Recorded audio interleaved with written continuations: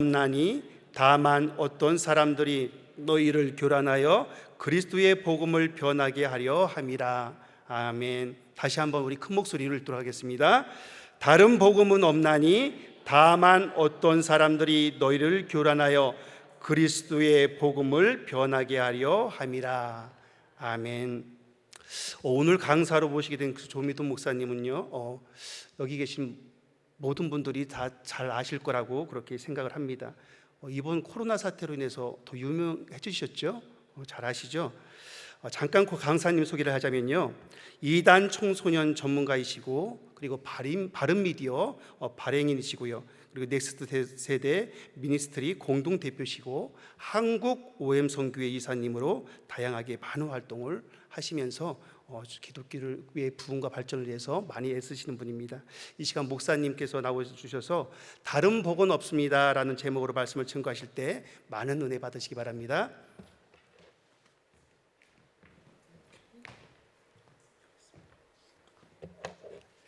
할렐루야.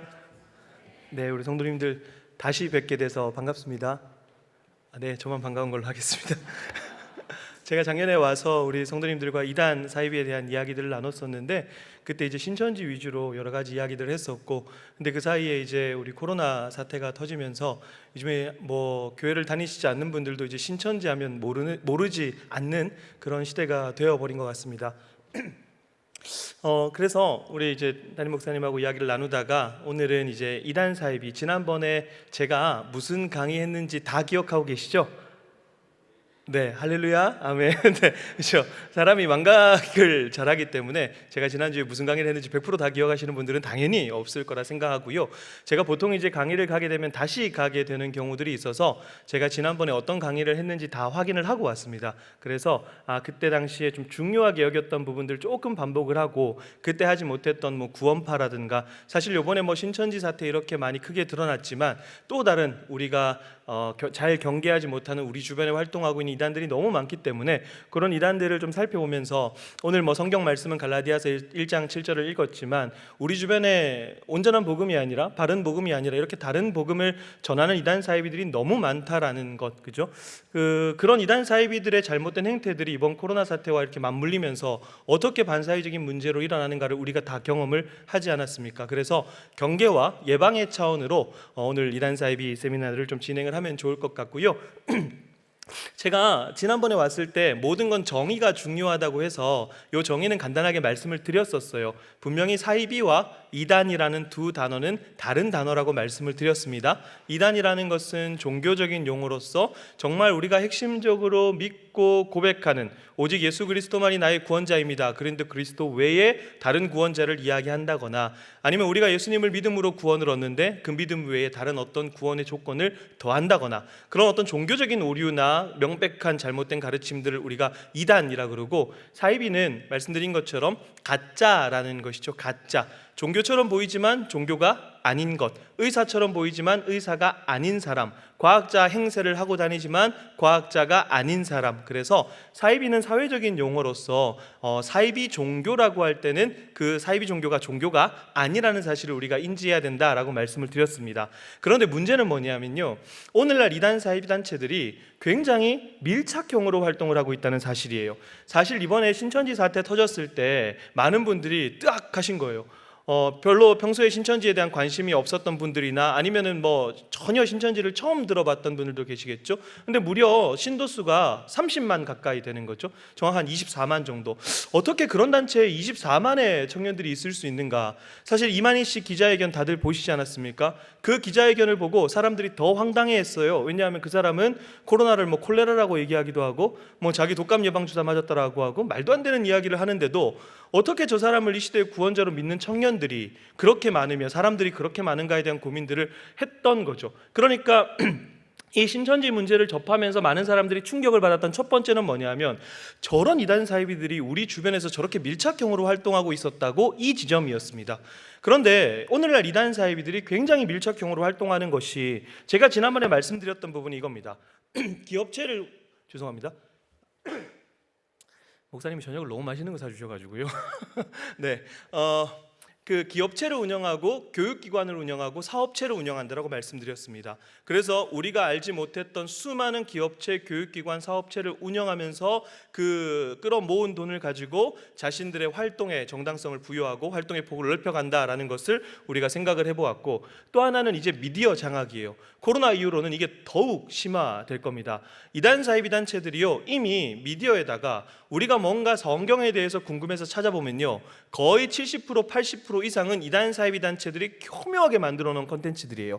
그러니까 우리 어른 세대분들이 생각하셔야 될 게 뭐냐 하면, 우리가 미디어가 익숙하지 않다고 해서 신경을 쓰지 않아야 될 게 아니다는 거죠. 왜? 우리 다음 세대 친구들은요, 전부 다 유튜브 보고요, 뭐 페이스북, 요즘엔 페이스북도 잘 안 합니다. 거의 다 인스타그램 이런 것들 하는데, 그렇게 우리 다음 세대 친구들이 그 터전이 되고 있는 그런 SNS, 그리고 포털 사이트라든가 유튜브라든가 이런 곳에 이단 사이비들이 교묘하게 만들어 놓은 컨텐츠들이 굉장히 많다라는 겁니다. 이런 것들을 스스로 분별할 수 있도록 우리 다음 세대 아이들을 교육하는 것이 굉장히 중요한데, 제가 조금 뒤에도 말씀드리겠지만 이제 코로나 이후로는요, 새로운 형태의 이단들이 등장할 겁니다. 뭔지 아십니까? 유튜브를 기반으로 하는 거예요. 제가 얼마 전에 어떤 목사님들하고 이야기를 하다 그런 얘기를 했어요. 예전에 우리 전도하지 않습니까? 우리 전도하면 우리 교회 한번 와보세요 이렇게 전도를 하면, 코로나 이후는 어떻게 될 거냐 하면 그 사람들이 이렇게 얘기할 거예요. 링크 하나 줘보세요. 옛날에는 그런 얘기 안 했어요. 한번 가볼게요. 가기 싫어 이렇게 했는데, 이제는 코로나 이후로 어떻게 되냐 하면 예배 드리는 링크 한번 줘보세요. 왜? 온라인 예배가 너무나 활성화가 돼 있다 보니까, 그리고 그게 익숙해져 있어서 이제는 사람들이 그렇게 반응할 것이라는 건데, 여러분 이단들도 마찬가지입니다. 새로운 형태의 이단들이 등장해요. 뭔가 장소적인 거점을 가지고 있는 이단들이 아니라, 요즘에 우리 유튜브에서 설교를 듣다 보면 관련 영상으로 여러 가지가 뜹니다. 그런데 그런 관련 영상들이 건전한 것들만 뜨는 게 아니거든요. 뭔가 교묘하고 애매한, 그죠? 그런데 그 표지, 썸네일이라고 부르거든요. 첫 표지 화면을, 그 화면이 뭔가 성도들의 궁금증을 긁어줄 수 있는 그런 제목들만 붙여놓는 거죠. 자극적인 것들. 그런데 그거에 하나하나 나도 모르게 조금씩 영향을 받다가, 최근에 제가 받는 상담들 중에 상당수가 내 자녀가, 내 아내가, 내 남편이 유튜브를 보고 이상한 데 갔어요. 그런 경우들이 계속해서 증가하고 있다는 거죠. 그렇기 때문에 단순히 늘 항상 제가 말씀드리지만, 이 이단 사이비 문제라는 것이 나 하나 괜찮고 끝날 문제가 절대 아니라는 것을 우리가 꼭 기억을 해야 된다는 거고요. 그리고 또 하나가 바로 이단 모태신앙이 등장한다고 말씀을 드렸었습니다. 이단 모태신앙이요, 태어나 보니까 엄마 아빠가 신천지, 태어나 보니까 엄마 아빠가 하나님의 교회, 이런 사람들이 계속해서 증가하는 거죠. 근데 기본적인 의무 교육들은 다 받는단 말입니다. 그러니까 우리의 자녀들, 저도 초등학생 딸이 있는데, 우리의 자녀들이요, 한 반에서 같은 이단 모태신앙을 가지고 있는 친구들과 같이 살아가요. 그런데 잘 아시겠지만 이단들은요, 어릴 때부터 철저하게 교육을 합니다. 자신들의 교리로 무장시키고, 워낙 교회로부터 이단이라고 비판을 많이 받았기 때문에 교회에서 이렇게 비판하면 요렇게 답해줘, 요걸 반증교육이라고 부릅니다. 이 반증교육까지 다 배운 친구들이에요. 그러니까 어릴 때부터 자신들의 교리로 무장하고 교회가 뭐라고 비판할지까지 알고 있는 친구들, 이 친구들이 학교에서 우리의 다음 세대들을 만납니다. 그렇죠? 그러면 우리 다음 세대 친구들을 어떻게 우리가 교육을 해야 될 것이며, 이들에게 이단 교육을 또 어떻게 해야 될 것이며, 그런 숙제들이 마구잡이로 막 생겨나기 시작한다는 거예요. 이게 사실 굉장히 어려운 문제거든요. 같은 반에서 계속해서 만나야 되는데 완전히 그냥 뭐 두부 자르듯이 딱 잘라가지고 관계를 단절하고 한 반에서 그렇게 생활할 수는 없지 않습니까? 그러니까 이런 문제들을 우리 다음 세대 친구들이 초등학교, 중학교, 고등학교에서 만난다라는 것이죠. 제가 그래서 중학생, 고등학생 친구들을 대상으로 강의를 많이 하는데, 이 친구들이 해가 지날수록 저한테 늘어오는 상담 빈도수가 높아지는 것이 바로 이 이단 모태신앙 문제예요. 그렇기 때문에 우리 기성세대, 어른 세대들이 이 문제를 정확하게 알고 다음 세대들에게 정확하게 가르쳐 줄 수 있는 분별력과 지혜를 갖추고 있어야 된다라는 거죠. 그래서 더 이상 이단 문제라는 것은요, 이번에 신천지 사태 때문에 많이 드러났지만, 이게 그냥 선택적으로 내가 어느 정도 뭐 관심이 있으면 바라보고 그런 문제가 전혀 아니라는 것을 우리가 조금 기억하셨으면 좋겠어요. 뭐든지 우리가 실태를 잘 모르면, 그 어떤 문제가 있어요. 근데 그 문제의 실태를 정확하게 잘 모르면 심각성을 잘 못 느끼는 경우들이 굉장히 많습니다. 예를 한번 쉽게 들어볼게요. 우리 성도님들, 우리나라의 낙태 문제가 굉장히 심각한 거 알고 계시죠? 낙태 문제. 그런데 낙태 문제가 심각하다라고 생각하고 있는 거하고, 하루에 한 달 말고요, 한 해 말고요, 하루에 우리나라에서 발생하는 낙태 건수가 몇 건인가 라는 것을 알고 있는 것과는 개념 자체가 완전히 달라져요. 왜냐하면 여러분, 우리나라에서 하루에 발생하는 낙태 건수가, 놀라지 마십시오, 정부에서 발표한 거는요 약 1,000건이에요. 하루에 약 1,000건입니다. 제가 이 통계를 듣고 정말 깜짝 놀랐어요. 하루에 1,000건이래요. 근데 산부인과 의사들은요 뭐라고 얘기하냐면 약 3,000건으로 봐요. 하루에 벌어지는 낙태 건수가. 그러니까 제가 불과 1분 전에 낙태가 심각합니다 라고 우리가 생각했던 거하고 정확하게 하루에서 1,000에서 3,000건의 낙태가 벌어지는 나라, 낙태에 대한 심각성 여부가 완전히 다르게 느껴진다라는 거죠. 아, 전혀 안 그러세요? 그죠? 다르게 느껴지실 줄로 믿습니다. 마스크를 쓰고 계셔서. 자, 그런데 이단 문제도 마찬가지라는 거죠. 많은 사람들이 그렇게 생각했어요. 저 멀리 있는 거라고 생각을 했는데 실질적으로 뒤집어 놓고 보니까 전혀 우리의 삶과 무관한 것이 아니더라. 그리고 여러분, 앞으로 이단들은요, 특별히 신천지 같은 경우도 그렇게 할 텐데 해외 진출을 더욱더 가속화시킬 거예요. 이미 이단들이 해외 진출을 많이 해 있는 상황입니다. 해외 진출을 굉장히 많이 해 놓은 상황인데 그때 말씀드렸죠. 통일교만 하더라도 195개국에 공식적으로 나가 있고요. 신천지, 여러분 이제 신천지가 한국에서 뭐 드러내놓고 활동하기는 쉽진 않을 거예요. 그러니까 이미 거점으로 삼아놓은 해외에 진출을 막 할 건데, 근데 실질적으로 한국 이단들이 해외 진출해서 하는 방법이 뭐냐면 크게 두 가지입니다. 첫 번째는 뭐냐면요, 한류 열풍이 있는 지역에다가 한국식 레스토랑을 차리든지 공방을 차리는데 너무 예쁘게 차려놓는 거죠. 왜? 그들은 돈이 있고 인력이 있는 거죠. 그러니까 이 해외 사람들 입장에서 봤을 때 뭐 이게 2단인지 3단인지 신천지인지 쉰천지인지 어떻게 합니까? 전혀 모른다는 거죠. 그러니까 자신들한테 너무 잘해주고, 안 그래도 한국에 대해서 관심을 가지고 있는데 한국어 가르쳐주고 한국 음식 만들어주고 좋은 사람으로 다가가면, 그러면 우리 선교사님들 나가서 너무 고생 많이 하시는데 우리 선교사님들이 나가서 각계 전투하는 것보다 이렇게 하는 것이 훨씬 효과적인 방법이라는 거죠.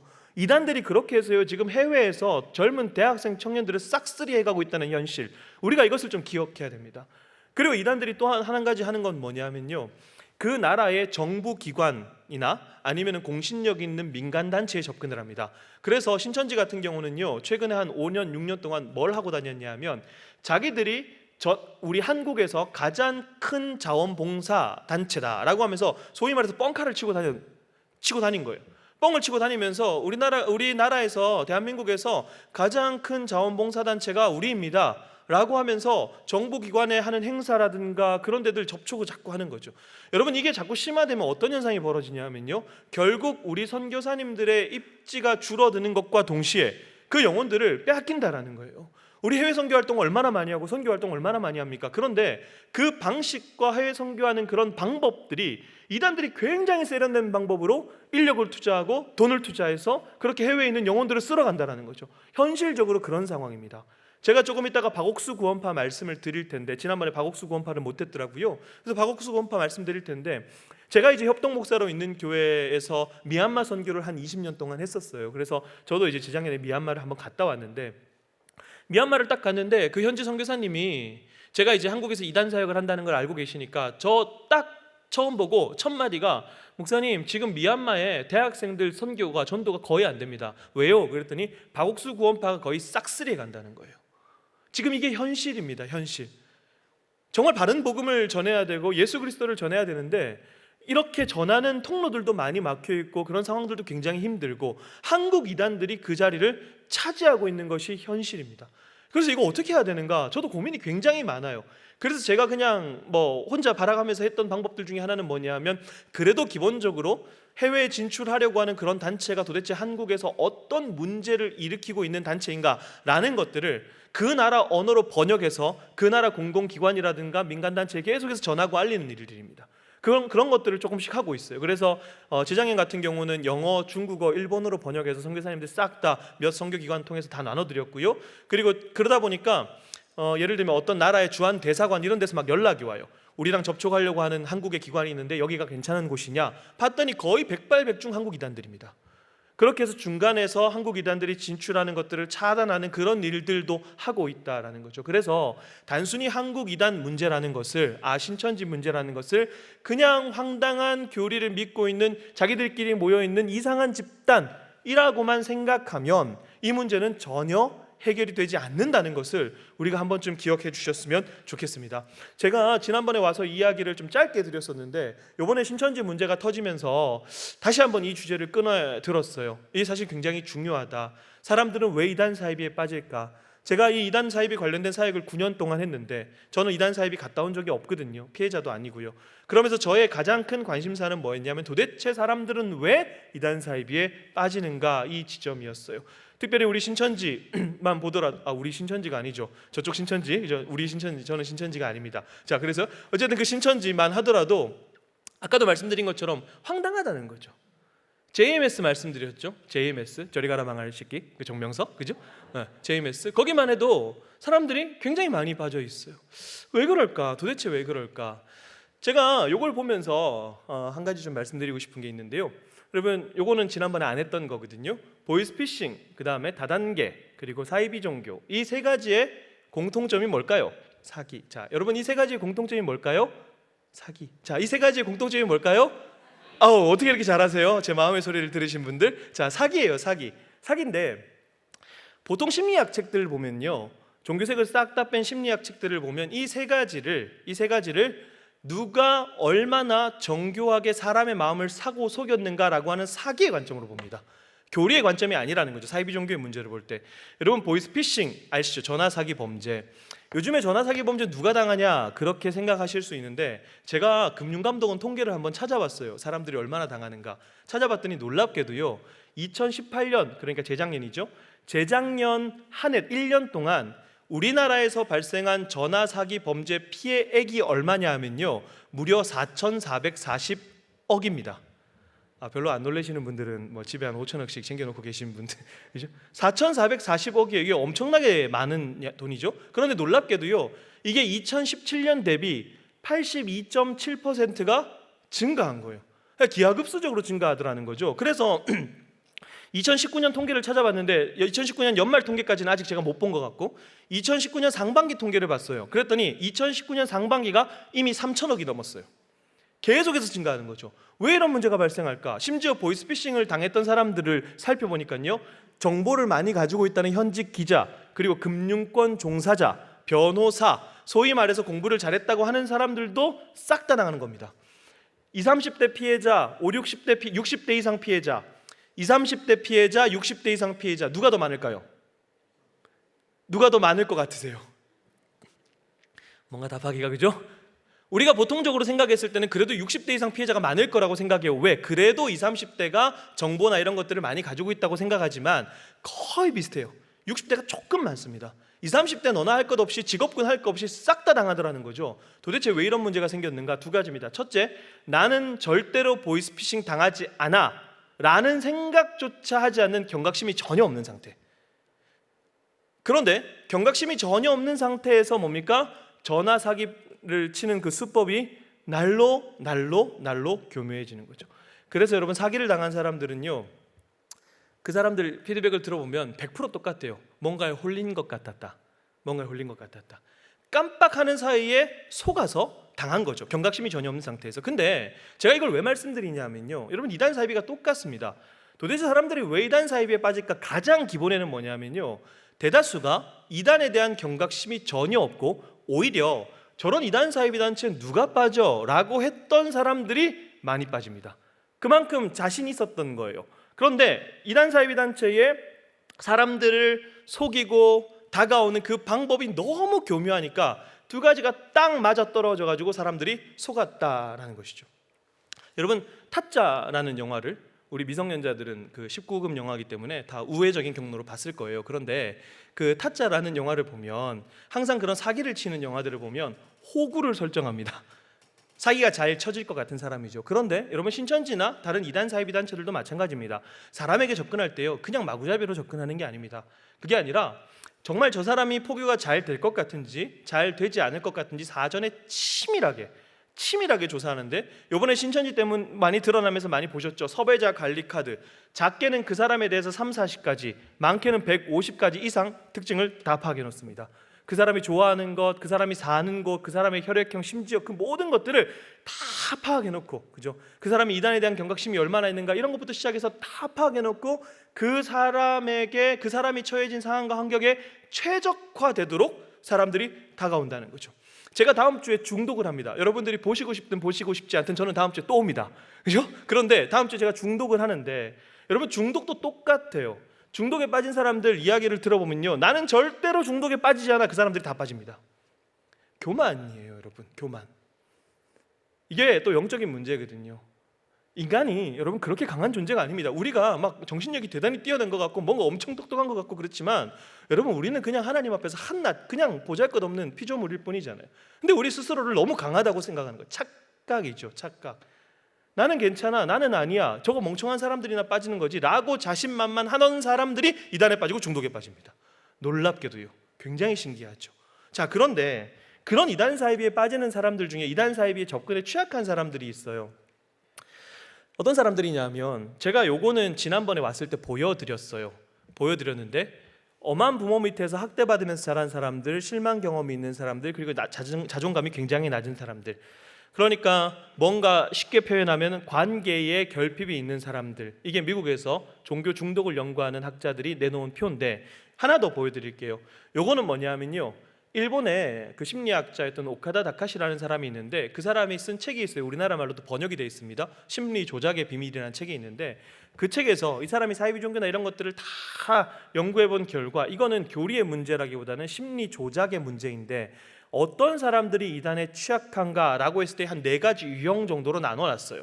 4가지 유형 정도. 첫 번째가 뭐냐면 의존성 인격 장애. 굉장히 쉽게 설명해 드릴게요. 이건 뭐냐면 자신을 굉장히 과소평가하고 남한테 의존하는 사람들이 있어요. 성향이. 이런 사람들은요, 어릴 때부터 부모에게 지나치게 과도하게 간섭을 받으면서 살았던 사람들, 계속해서 자신이 주체적으로 뭔가를 결정하지 못하고 우유부단한 사람들. 그래서 예전에 일본의 옴진리교라는 사이비 종교 기억하시죠? 아사하라 쇼코. 그래서 지하철 테러 사건을 일으켰던 그 사건, 그 신도들을 일본의 심리학자들이 조사하고 상담해보고 연구해본 결과, 그 신도들이 우유부단한 성격을 가진 사람들이 굉장히 많았다라는 거죠. 주체적이지 못한 사람은요, 강한 확신을 가지고 있는 사람들에게 굉장히 끌리게 돼 있습니다. 이게 사람의 심리거든요. 그런데 이단 사이비의 교주들이 뭡니까? 그 사람들은요, 교주들은요, 확신 빼면 시체예요. 확신 빼면 시체입니다. 그죠? 뭐 말이 되든 안 되든 무조건 확신적으로 얘기합니다. 1 더하기 1은 3입니다 이렇게 얘기해요. 근데 거기에 사람들이 끌리는 거예요. 어릴 때부터 이런 심리를 가지고 있던 사람들. 그리고 동시에 뭐냐면 피암시성. 이건 뭐냐면 수동적으로 남이 하는 이야기들을 제대로 분별하지 않고, 그리고 비판적 사고를 가지지 않고 그냥 무조건적으로 수용하는 것들. 그죠? 그리고 또 하나는 뭐냐면 불균형한 자기애. 이건 뭐냐면요, 이상은 굉장히 커요. 근데 현실은 시궁창인 거죠, 말 그대로. 특별히 오늘날 청년들 여러분 보십시오. 청년들 뭐 옛날에는 3포 세대, 뭐 4포 세대 이러다 이제는 M포 세대, 뭐 안타깝지만 뭐 해일조선 이런 얘기까지 막 나오는 시대인데, 이상은 큰데 자신의 현실이 괴리가 너무 큰 거죠. 불균형한 자기애. 그리고 스트레스, 고립감. 여러분 특별히 고립감이라고 생각해 보십시오. 사이비 종교 신도들이 우리에게 다가올 때, 우리가 여러 명 있을 때, 내가 친구들하고 여러 명 있을 때 다가오는 거 보셨습니까? 절대로 그렇게 오지 않습니다. 혼자 있을 때 여러 명이 다가옵니다. 여러 명이 있을 때 혼자 하면 어떻게 됩니까? 소위 말해서 걔는 털립니다. 절대 그렇게 오지 못합니다. 그러니까 여러 명이서 한 명이 다가오죠. 고립이라는 거죠. 그러니까 제가 말씀드리고 싶은 것의 핵심은 뭐냐면, 보통 우리가 사이비 종교라고 했을 때 황당한 교리라고 하지만, 그 교리 이면에 있는 사람들의 심리라든가 그 사람이 처했던 상황과 환경들을 우리가 고려해야 돼요. 그렇지 않으면 우리는 그저 이단 사이비에 빠졌던 사람들을 그냥 이상한 교리에 빠졌던 멍청한 사람들이라고 정죄하게 된다는 겁니다. 그게 굉장히 무서운 겁니다, 여러분.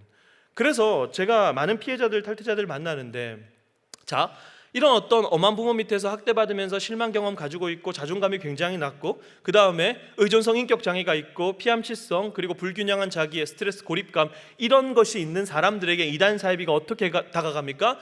나는 너에게 모든 것을 줄 수 있어 라고 하는 관계. 그렇죠?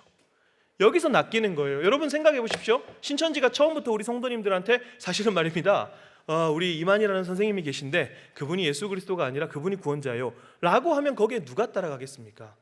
여러분 신천지에 간 사람들은요, 절대 이만희 씨한테 매력을 느껴서 간 게 아니에요.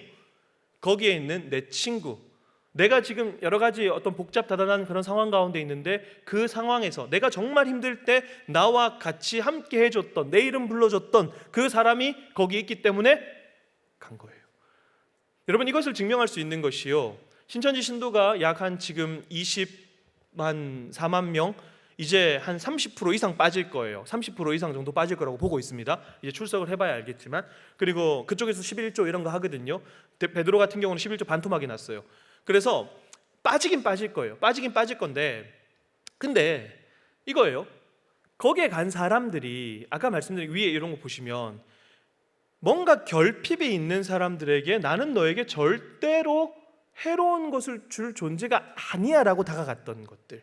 제가 개인적으로 상담했던 자매 중에 이런 자매가 있어요. 신천지가 자신이 신천지라는 사실을 숨기고 이 자매를 몇 년 동안 잘해줬냐 하면 3년 동안 잘해준 거예요. 3년.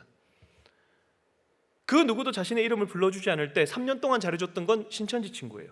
그랬더니 어떤 일이 벌어지냐 하면 그 사람이 신천지라는 사실을 나중에 밝혔는데 뭡니까? 그 친구가 이렇게 얘기했어요. 목사님, 3년 동안 나한테 잘해주고 3년 동안 내 옆에 있었던 건 그 친구예요. 저는 거기로 갈래요 라고 가버려요. 근데 이게 왜 아까 제가 이걸 어떻게 입증할 수 있냐고 말씀드렸냐면, 신천지가 교세가 이렇게 쭉 올라가다가 사실 2000년이거든요. 신천지가 1984년 정도에 시작했는데 2000년대를 기점으로 신도수가 폭발적으로 증가합니다. 한 해 10,000명, 많게는 12,000명, 제일 많을 때는 한 해 2만 명씩 빠졌어요. 2000년 기점이에요. 2000년 밑으로는요 교세 증가수가 막 미미합니다. 근데 2000년을 기점으로 폭발적으로 교세가 증가해요. 그러면 분명히 2000년에 뭐가 있었다라는 거죠. 2000년에 뭐가 등장했냐 하면요, 바로 이 위장포교예요. 자신의 정체를 철저하게 숨기고 그 사람의 필요를 파악해서 잘해주는 것. 가짜 사랑을 가지고 있는데 진짜 사랑을 가지고 있는 것처럼 너무 잘해주는 그 포교가 2000년을 기점으로 시작했는데, 그때부터 신천지 신도가 한 해 10,000명, 12,000명, 15,000명, 많게는 2만 명까지 늘었습니다. 근데 놀랍게도요, 거기에 빠진 사람들의 거의 70%가 교회를 다니던 청년들이었어요. 그러면 교회가 무엇을 해야 될까라는 지점들을 고민하지 않을 수 없다라는 겁니다. 제가 그루밍이라고 표현했는데 길들이는 거죠. 미국의 법정신의학자 마이클 웰러라는 사람이 그루밍 성범죄 6단계를 만들어놨어요. 위에 보시는 것처럼. 그런데 이것이 지금 현재 사회위종교에서 사람들을 포교하기 위한 과정과 거의 흡사하다, 거의 유사해요. 대상자를 찾죠. 그리고 그 사람의 신뢰를 얻기 위해서 그 사람의 가장 필요한 부분들을 계속해서 채워줍니다. 그런데 사람이라는 존재는 자기한테 결핍이 있는데, 아까 보셨던 학대 가정, 엮이는 가정, 자존감이 낮은 친구들, 그런 결핍이 있는데 그런 결핍을 계속해서 채워주게 되면 자연스럽게 다른 사람들과 정상적인 인간관계를 맺으면서 살아갈 수가 없게 됩니다. 자기에게 잘해주는 사람에게 나도 모르게 종속관계를 형성하게 되는데, 이것을 전형적인 그루밍, 길들인다라고 표현을 하죠. 그리고 난 이후에 이 그루밍 한 사람이, 문제는 뭐냐면 그루밍 당한 사람은 자기가 그루밍 당했는지 몰라요. 중독에 빠진 사람은 자기가 중독에 빠졌다는 사실을 모릅니다. 인정하지 않거든요. 이단 사입에 빠진 사람도 자기가 이단 사입이라는 걸 인정하지 않아요. 인정하면 나오게 되겠죠. 그것처럼 그루밍 당한 사람도 자기가 그루밍 당했다는 사실을 인지하지 못하고 인정하지 못합니다. 그 상황에서 자기가 잘해준 사람이 뭔가 같이 성경 공부 모임을 가보자라든가, 이미 너무 좋은 사람이죠. 우리가 굉장히 신뢰하고 굉장히 좋은 사람이 있습니다. 그러면 그 사람이 뭘 해도 굉장히 쉽게 수용하죠. 이런 복합적인 것들이 모여서 단순히 그냥 교리를 처음부터 듣고 예수 그리스도를 버리고 이만희를 따라간 게 아니라, 이 복잡다단한 이 과정들, 심리의 과정들, 자라난 가정의 환경들, 이런 모든 것들을 고려해야 우리가 이 사이비 문제를 조금 더 총체적으로 바라볼 수 있다는 겁니다. 그래서 저는 제가 이단 사이비를 갔다 온 적이 없기 때문에 이렇게 자신 있게 말씀을 드리는 거예요. 안타깝게도 많은 분들이 이단 사이비를 하시는 분들 중에 본인이 갔다 오신 분들이 있어요. 근데 갔다 오신 분들이 이런 얘기를 하면 청중들이, 때로는 성도님들이 아유 자기 갔다 왔으니까 그런 얘기하지 라고 좀 약간, 죄송합니다, 비아냥식으로 얘기하시는 분들도 저는 많이 봤어요. 그래서 제가 이걸 더 확신을 가지고 이야기할 수 있을 것 같아요. 저는 지난 9년 동안 수많은 탈퇴자를 만났습니다. 지금도 탈퇴자들하고 회복 모임을 하고 있어요. 그러면 그 탈퇴자들 회복 모임 하는 친구들은요, 능력자도 많아요, 엘리트도 많아요, 공부 잘하는 친구들 얼마나 많은지 모릅니다.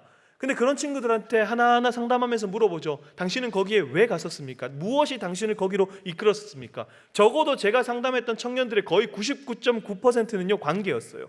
거기 교리가 매력적이어서 갔어요 라고 하는 친구들 지금까지 9년 동안 거의 만나보지 못했습니다. 그러면 교회가 무엇을 해야 될 것인가 라고 하는 부분들이 명확하게 드러납니다. 그 공동체성에 대해서는 제가 중독할 때 다음 주에 다시 말씀드릴게요. 그게 사실은 이단이나 중독이나 똑같거든요. 제가 다음 주에도 말씀드리겠지만 알코올 중독이나 도박 중독이나 이단 사입이나 다 똑같습니다. 이런 것들을 예방하는 것, 그리고 이것을 어떻게 극복할 것인가, 대안은 똑같습니다. 그래서 그 문제는 제가 오늘 이렇게 문제 제기만 해드리고 중독할 때 한번 좀 풀어드리겠습니다. 이 얘기는 뭡니까? 다음 주에도 오시라는 이야기입니다. 그렇죠? 그래서 다음 주에 좀 그런 공동체성으로 좀 풀어갈 수 있도록 하고요. 보시죠. 그럼 이런 상황에서 그렇게 수많은 청년들이 신천지에 가고 이단 사입에 빠졌다라면 우리 교회는 무엇을 해야 될까? 라는 지점들을 고민하지 않을 수 없다라는 거죠. 제가 지난번에 왔을 때 하나님의 교회 했었습니다. 그때 말씀드렸죠. 하나님의 교회는 어린 아이를 둔 젊은 엄마들이 많이 빠진다 그랬어요. 왜 어린 아이를 둔 젊은 엄마들이 많이 빠질까? 이유는 굉장히 간단합니다. 딱 하나예요. 안상홍이라는 사람이 매력적이라서, 장길자라는 사람이 매력적이라서 그렇지 않습니다. 그냥 혼자 육아하고 힘든데 하나님의 교회 신도 3명, 4명이 집에 찾아와서 한 명은 애 봐주고, 한 명은 집안일 해주고, 한 명은 말동무 해주는 거죠. 그게 좋았던 거예요. 그래서 제가 2019년을 기점으로 하나님의 교회 관련된 상담을 받았을 때 100% 이혼 위기 가정, 그리고 이혼 가정 100%였어요. 이거는 제가 개인적으로 상담했던 거. 2019년 기점으로 어린아이를 둔 젊은 엄마들이 빠지면 도와주세요라고 남편이 연락이 와야 되는데 남편 연락 한 통도 안 옵니다. 그래서 언니나 아니면 어머니나 이렇게 부모님이 연락이 와요. 아니면 동생이나. 그럼 남편은요 100% 이혼 위기 가정, 이혼 가정이었어요. 그럼 이것이 보여주는 이런 통계들이 보여주는 것은 명확하다. 아, 그렇구나. 이단 사입이라는 문제가 단순히 어느 한순간 갑자기 구원자를 무슨 형광등 교체하는 것처럼 예수 그리스도에서 이만이라는 사람을 탁 교체하는 그런 문제가 아니었구나. 이 과정 속에서 이 사람이 어떤 환경 속에서 살아왔고 그 환경이 이의 삶에 어떻게 작용을 했고 주변에 그런 이단 사입의 신도들이 이의 심리를 어떻게 이용을 했고 이런 총체적인 부분들을 우리가 고민을 해야 이 문제를 우리가 함께 극복할 수 있다라는 저는 말씀을 드리고요. 그럼 이제 실제적인 이야기를 몇 단체들 좀 살펴볼 텐데 신천지 예수교 증거장막 성전 지난번에 신천지 위주로 좀 말씀을 드렸어요. 근데 요즘에 저한테 제일 많이 물어보시는 질문 중에 하나가 이겁니다. 코로나 이후로 신천지가 이렇게 많이 드러났는데 앞으로 신천지는 어떻게 될까요? 라고 물어보시는 분들이 굉장히 많아요. 그런데 어떤 분들은 그렇게 얘기하세요. 뭐 신천지가 이번에 법인도 뭐 서울시에서 해산하고 뭐 위장법인도 해산하고 신천지 와야 되는 거 아닙니까? 제가 확실하게 한 가지 말씀드릴 수 있는 건 뭐냐면요, 신천지는 절대로 없어지지 않습니다. 이런 단체들은요 이런 문제가 왔다고 해도 절대로 와야 되지 않아요. 물론 신도가 얼마나 이탈할지 여부는 지켜봐야 됩니다. 당연히 이탈을 할 거예요. 지금 봤을 때 나오는 이야기들은 약 30%예요. 그럼 조금 더 빠지면 한 40% 정도까지는 봐요. 근데 어떤 분들은 이게 30%라는 수치가 사람들마다 다르게 느껴요. 야, 이 사단이 일어났는데 30%밖에 안 빠진다고? 라고 생각하시는 분들도 있고, 야, 그래도 30%는 나오네, 이렇게 생각하시는 분들이 있는데, 사실 이런 이단 사이비 단체들은요 지금 신천지 같은 경우는 신천지를 유지했던 가장 큰 힘은 요한계시록에 나오는 사건, 상징, 비유 이런 것들을 신천지 역사에 때려 맞춰서 해석을 해요. 이게 실상교리라고 합니다. 쉽게 얘기하면 요한계시록 몇 장 몇 절에 나오는 사건은 신천지에서 몇 년도에 일어났던 사건이다. 그건 너무 엉터리 해석이죠. 이렇게 해석하는 것을 신천지는 실상교리라고 부르는데, 문제는 뭐냐면 애초에 그렇게 껴 맞춰놨기 때문에 너무 딱딱 맞아떨어지니까 이 사람들이 말씀대로 이루었다라고 자부심이 굉장히 강해요. 그래서 지금 신천지 같은 경우는 이 코로나 문제 그리고 자신들이 받는 어떤 핍박이라고 표현한다면 이걸 요한계시록에 나오는 환난으로 이해해요. 성경을 성취해가는 과정이라고 이해합니다. 그렇기 때문에 이 고난과 환난을 견뎌야 된다고 생각하는 게 이게 교리 확신의 무서움이라는 거죠. 잘못된 교리 확신된 게 무서움이라는 거. 그래서 왜 신천지가 방역에 도움을 안 줬는가? 당연하죠. 신천지만 잘 살면 되는 거예요. 결국 이런 신념이 굉장히 무섭다는 거죠. 그러니까 이단 사이비 단체는 그렇게 똘똘똘 뭉쳐져 있기 때문에, 특별히 신천지는 막 세대가 몇 번씩 바뀌어가면서 생겨난 단체가 아니에요.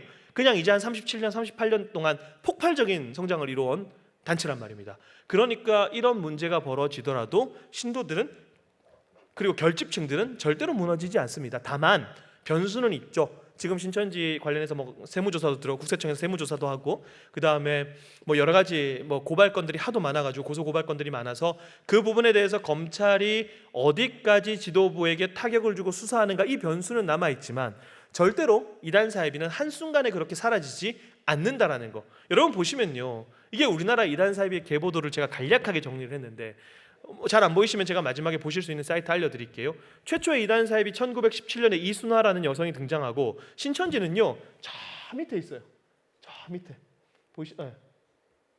여기 있어요. 여기, 그죠? 이런 아류들이 막, 그러니까 이건 뭐냐면 아류에 아류를 낳았다는 것이고, 이미 신천지도 여러분 10개 넘는 아류를 형성하고 있어요. 신천지에서 나와서 신천지 같이 또 하나 차린 거죠.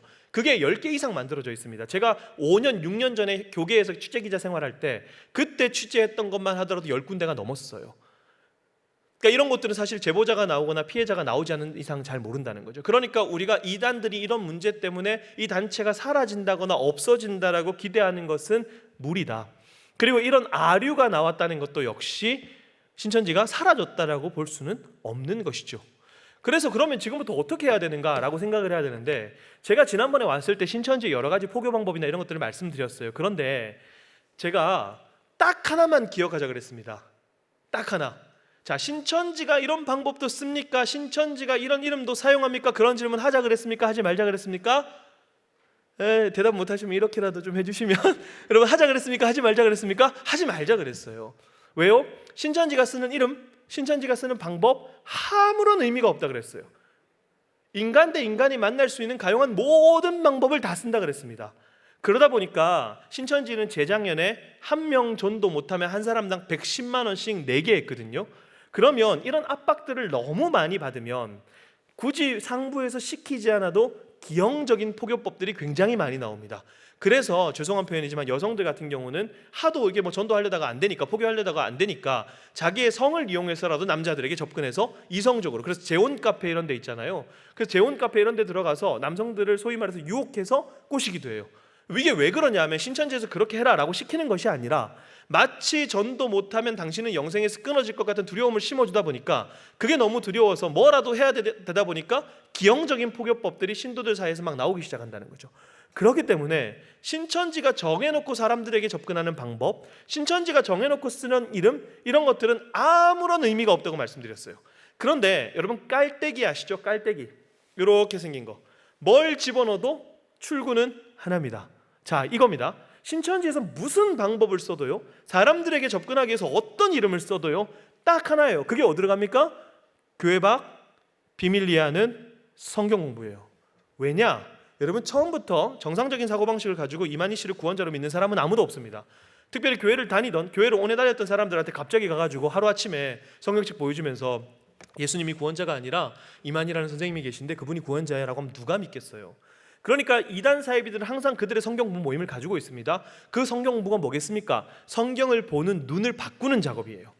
성경을 통해서 예수 그리스도를 발견하는 것이 아니라 성경을 통해서 그 사람들의 구원자를 발견하도록 성경을 해석하는 훈련을 하는 거죠.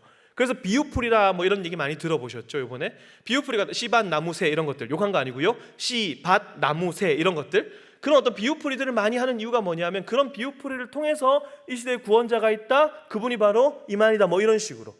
그런 비유풀이를 통해서 이 시대에 구원자가 있다, 그 구원자가 정명석이다, 이런 식으로 성경을 보는 눈을 바꾸는 작업을 반드시 해야 돼요. 그걸 하지 않으면 사람들은 이단에 빠지지 않는다는 거죠. 그러면 딱 하나입니다. 어디에서 누구를 만났던 그 사람과의 관계가 몇 년이 되었던 간에 그 사람이 결국 나를 교회 밖 비밀 이해하는 성경 공부 모임으로 데려간다. 그러면 여러분 반드시 그 모임을 가시지 않도록 하셔야 되고요. 교육자에게, 그리고 담임 목사님한테 보고하셔야 돼요. 혹여나 나도 모르게 성경 공부 모임을 갔다라고 하더라도 그 모임을 반드시 교육자에게, 그리고 목사님에게 검증 받으셔야 돼요. 제가 여기서 말씀드린 교회 밖이라고 하는 것은요, 단순히 물리적인 교회 밖을 말씀드리는 게 아닙니다. 왜냐하면 신천지에서 최근 몇 년 동안 뭐 했냐? 초대형 교회들 있죠? 초대형 교회, 아니면 여기 지금 백석 같은 경우도 학생들이 많이 드나들지 않습니까? 그러니까 이게 우리 교회 성도인지 아닌지 막 헷갈리는 경우들이 있어요. 그러면 그런 어떤 교회 카페에서 신천지가 1대1로 성경 모임을 했어요. 교회 카페에서. 그러니까 성도님들 같은 경우 전사님들이나 목사님들 지나다니시다가 딱 교육자들이 봤는데 오히려 성경을 보고 있으면 믿음 좋으신 성도님들 여기서 공부하고 계시네, 이렇게 생각하고 지나쳐버릴 수 있는 그 정도 크기의 사이즈면 교회 안에서도 성경 공부 모임을 했어요. 그래서 사람들에게 접근할 때 좀 의심스러워도 우리 어디 A라는 교회에서 만나자라고 하면 교회에서 만나니까, 그리고 이름만 대면 다 아는 그런 큰 교회에서 만나니까 의심이 전혀 안 되는 거죠. 제가 말씀드리는 교회 밖 비밀 이해하는 성경 공부 모임이라는 것은요, 여러분들이 백석 여기 교회의 소속 성도라면 이 교회, 이 교회에서 담임 목사님과 교육자들이 하고 있는, 그러니까 이 교회가 정해놓은 그 커리큘럼 외의 것들을 교회 밖에서 하시게 된다. 그러면 반드시 보고하셔야 돼요. 교회 중심적으로 신앙생활 하시는 것이 제일 좋습니다. 그리고 심지어 신천지 같은 경우에는요, 예를 들어서 공신력 있는 성경 공부하는 데들이 있어요. 예를 들면 프리셉트 성경연구원, 이런 이름들 그냥 막 갖다 쓰는 거예요, 실제로. 그리고 교단 마크도 도용해서 씁니다. 특별히 대한예수교 장로회 합동 측 마크 같은 경우에 그냥 써서 대한예수교 장로회 합동이라고 써놓고 그냥 신천지 위장교회를 하는 거죠. 그렇기 때문에 여기서 교회 밖이라고 하는 것은 반드시 우리 교회, 이 교회가 정해놓은 외의 성경 공부 모임들을 하시게 된다면, 여러분 하신다 안 하신다? 지금 가시는 분들 계세요? 자, 하신다 안 하신다? 안 한다. 근데 여러분 놀랍게도요, 대다수의 분들이 안 한다 해놓고 야, 내가 하는 건 뭐 괜찮아, 진짜 이러세요. 아까 말씀드렸죠, 나는 괜찮아, 나는 아니야, 나한테 접근할 리 없어. 이단 사이비에 빠지신 분들요, 그리고 중독에 빠진 사람들요, 놀랍게도 99.9% 거의 100%가 나는 괜찮아, 나는 아니야, 내가 가는 곳은 절대 그럴 리 없어 라고 하는 분들이 다 걸립니다. 정말 그래요. 그래서 우리가 조금 겸손하게 내가 하고 있는 것이 혹시나 문제가 되는 것은 아닌가? 혹시나 지금 교회 바깥에서 그런 모임들을 하고 계시다면 반드시 교육자에게 검증하시고, 그리고 교회 안에서도 마찬가지입니다. 제가 이것도 보여드렸죠. 교회 안에 들어올 때 어떻게 들어온다고요? 죄송합니다. 제가 지난번에 이거 보여드렸습니다. 교회 본당 구조 그려놓고 빨간색 골수, 그 교회 믿음 좋은 성도들이 앉는 자리, 추천, 그 교회 믿음이 연약한 성도들이 앉는 자리까지 다 파악하고 신천지가 들어와요. 그래서 때로는 우리가 열심히 기도하는데 내 기도 제목을 신천지가 적어가는 거죠. 그래놓고 나중에 집사님 권사님, 내가 집사님 권사님을 위해서 기도하는데 하나님께서 이런 마음 주시는 것 같아라고 하고 내 기도 제목을 그 사람이 내 면전 앞에서 읊어버려요. 그럼 우리 어떻게 합니까? 신기하다. 여러분, 신기한 게 아니라 적어갔으니까 아는 거예요, 그죠? 그런 거에 낚이면 안 된다는 거죠. 우리가 그런 식으로 우리가 생각하지도 못했던 방법들을 쓰고, 특별히 청년들 같은 경우 여러분 보시면요, 이거 보세요. 길거리 알바 구함 요즘에 많이 하는 건데, 내 스피치 들어주시면 10,000원 드립니다, 그죠? 성경 쓰기 봉사자 모집합니다. 그리고 취업 정보 드립니다. 심지어 이런 겁니다. 청각 장애인을 위해 설교 타이핑 아르바이트를 합니다. 너무 좋은 것들, 그죠? 그리고 큐티 교재 체험단 모집합니다. 그리고 제가 선교사로 나갈 건데 제 설교를 목회자의 입장이 아니라 그냥 성도의 입장으로, 청년의 입장으로, 중학생, 고등학생의 입장으로 듣고 한번 판단해 주십시오. 1시간에 10,000원씩 드리겠습니다. 꿀알바 아닙니까? 싹 다 신천지였어요, 그죠? 그러니까 제가 말씀드리는 건 뭐냐 하면, 이런 방법 이름 여러분 보십시오. 이게 신천지인지 아닌지 어떻게 합니까? 우리가 심지어 ICW라고 하는 정상적인 봉사단체가 있어요. 그런데 얘네들은 ICW 지구촌 선교 봉사단체, 이름도 어려워요, 그죠? 이렇게 해놓고 하니까 제가 다시 한번 말씀드리지만 이름, 방법 이런 거 가지고는 전혀 파악을 할 수 없다는 거죠. 그렇기 때문에 다시 한번 말씀드립니다. 종착지가 어디라고요? 교회 밖 비밀리에 하는 성경 공부임. 신천지가 보통 성경 모임 시작할 때, 특별히 이단 사이비들이 성경 모임 시작할 때 단골로 쓰는 멘트가 2가지인데, 첫 번째는 뭐냐 하면, 이런 성경 공부 모임을 하게 되면 당신의 영적인 삶에 어떤 큰 풍성한 변화들이 날 것이고 당신의 문제들이 해결되는 역사들을 경험하게 될 거예요, 말씀과 기도를 통해서. 자, 그런데 그런 말씀과 기도를 통해서 우리의 삶이 풍성해지고 우리의 삶이 회복되는 것을 누가 싫어할까요? 마귀가 싫어하겠죠. 그러니까 마귀가 당신의 교역자와 당신의 가족과 지인과 친구를 통해서 이 모임에 나오지 못하도록 방해할 겁니다. 그러니까 비밀리에 하세요. 전형적인 신천지 매트입니다. 그리고 비밀리에 성경 모임을 시작하는데 이렇게 얘기하죠. 요즘에 신천지 같은 이단 사이비가 있어서 우리 같은 건강한 성경 모임이 의심을 삽니다. 신천지가 그렇게까지 얘기해요. 거짓말을 해도 되는 교리가 있거든요. 그렇기 때문에 거짓말을 해서 그렇게 성경 모임 시작해요. 그러니까 뭔가 좀 성경 모임이 갈급했는데 시작을 했어요. 딱 상황이 맞아 떨어진 것 같아요. 모임을 시작했는데 신천지 같은 이단 사이비 조심하라고 하니까 여기는 신천지가 아닌가 보다, 속는 거죠. 다시 말씀드립니다. 이렇게 하나하나 다 얘기하기 시작하다 보면요, 끝도 없습니다. 집에도 못 가고요, 난리 납니다. 그러니까 딱 한 가지만 기억하시면 돼요. 다시 한번요, 어디서 누구를 만났든지 그 만남의 끝이 교회 밖 비밀리에 하는 성경 모임이라면, 여러분 성도님들 가신다 안 가신다? 안 간다, 이거 하나 딱. 그리고 바로 목사님한테 보고하시는 거, 그렇게 하셔야 돼요. 근데 놀랍게도요, 이런 경우들이 있습니다. 교회 밖 비밀리에 하는 성경 모임 가지 마십시오 라고 했는데, 제가 얼마 전에 제가 지난번에 와서 말씀을 드렸는지 모르겠는데 한 분이 전화가 온 거예요. 목사님, 제가 어느 교회에서 목사님 강의를 들었는데 교회 밖 비밀 이해하는 성경부 모임을 가지 말라고 제일 많이 강조하셨죠? 네, 그렇게 강조했습니다. 그런데요, 제가 한 1년 동안 관계 맺은 분이 있는데 그분이 저를 이번에 교회 밖 비밀 이해하는 성경 공부 모임으로 저를 유도했어요. 그럼 뭡니까? 신천지겠죠. 근데 그분이 저한테 뭐라 그랬냐면 저 가도 돼요? 이렇게 물어보셨어요. 그래서 제가 날 놀리나 이런 생각도 해보고 시험하나 이런 생각도 해보고 욕은 할 수 없고 그냥 어금니 꽉 깨물고 가지 마세요 이러고 말았어요.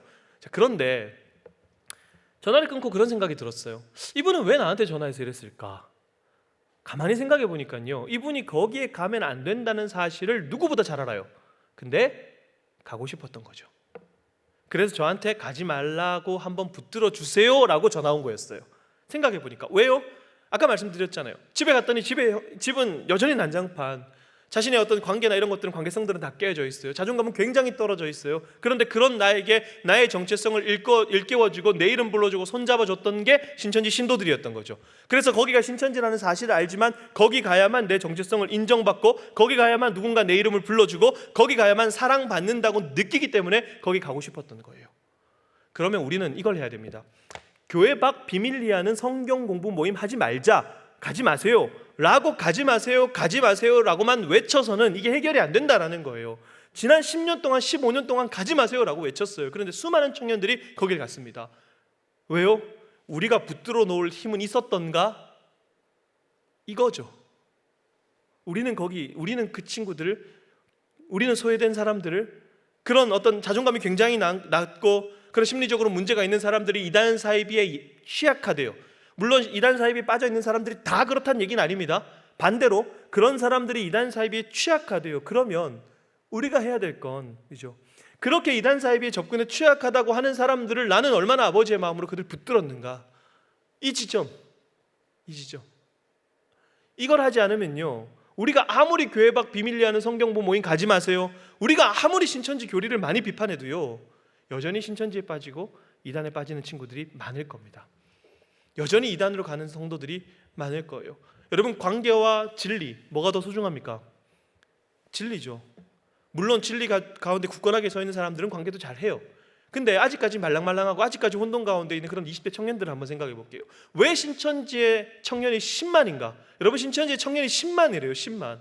여러분, 우리가 그리스도인이면 신천지의 청년이 10만 있다는 얘기를 들으면 막 가슴이 뛰어야 돼요.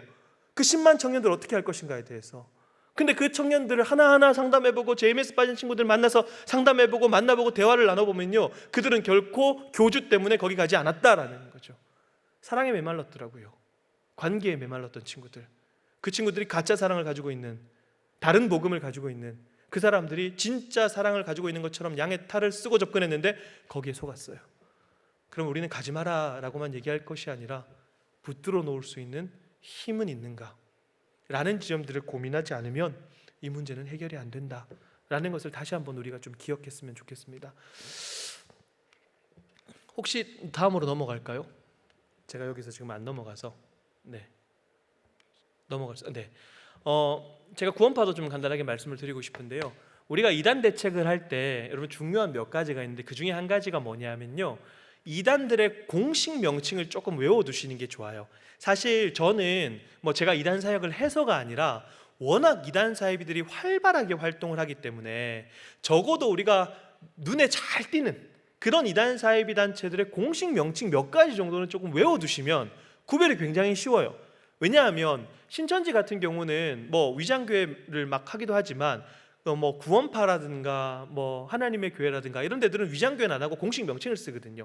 그래서 공식 명칭 몇 가지만 알아둬도 우리가 굉장히 쉽게 구별할 수 있기 때문에 제가 봤을 때 한 20가지, 놀라셨어요? 20가지 정도? 그죠? 우린 금붕어가 아니기 때문에 20가지 정도를 외울 수 있단 말이에요. 사람 이름 외우듯이 한 20가지 정도만 활발하게 활동하는 이단 사이비 단체 명칭만 딱 외워놓으셔도 굉장히 큰 예방이 됩니다.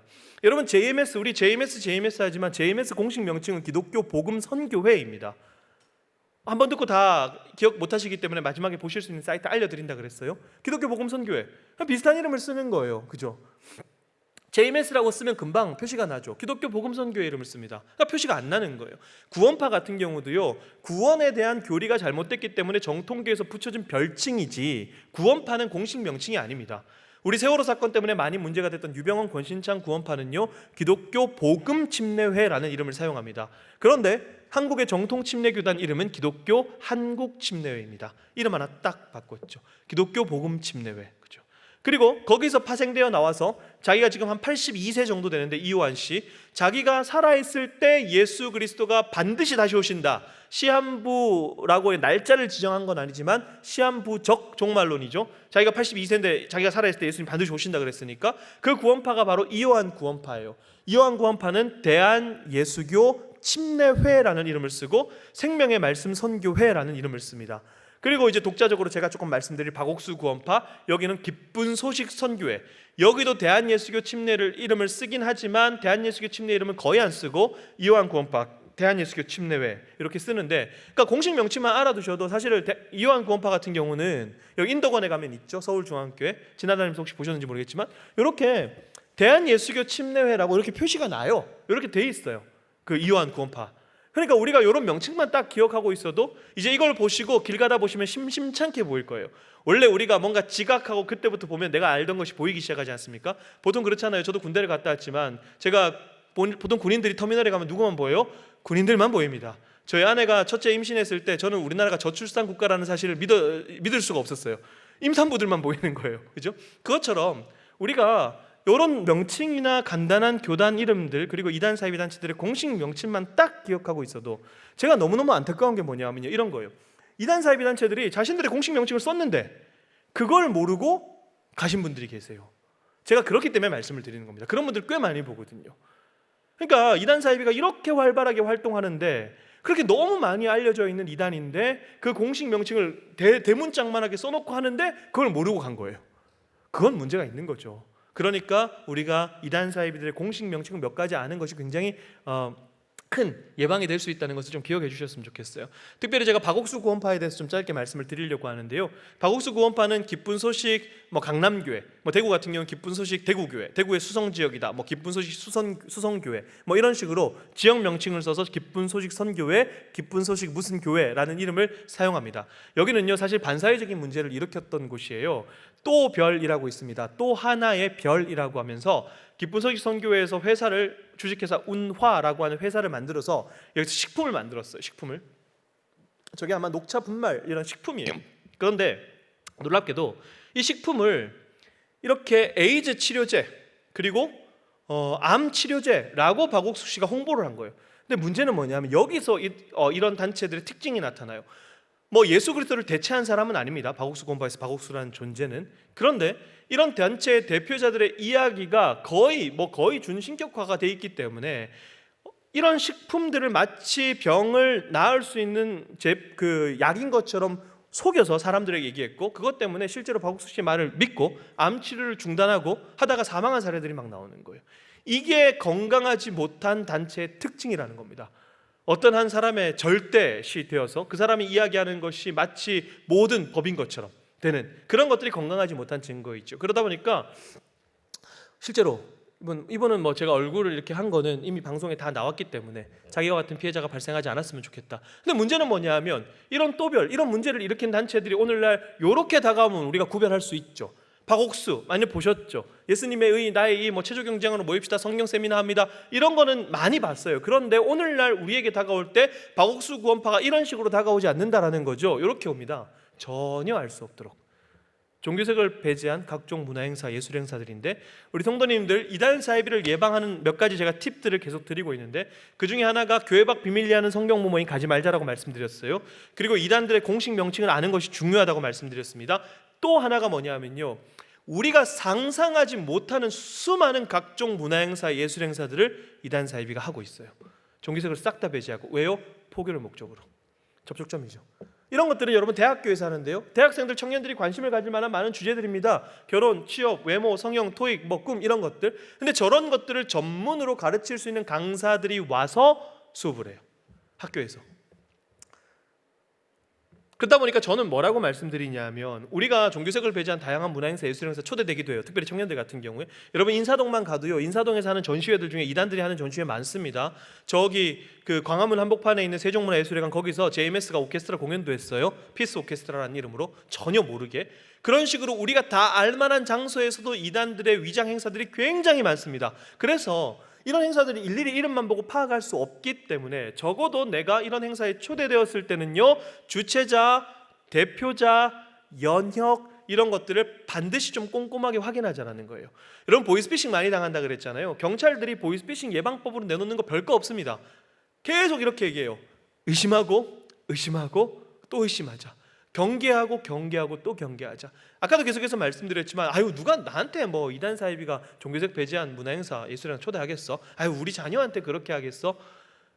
절대 그렇지 않다라는 거죠.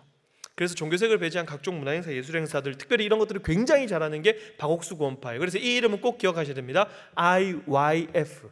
여러분 IVF는 정통인데요, IYF는 이단이에요. 박옥수 구원파 International Youth Fellowship, 국제 청소년 연합인데요. 대학 중에 이 IYF가, 특별히 기독교 대학이 아니고서야 이 IYF가 없는 대학은 없다라고 보시면 돼요.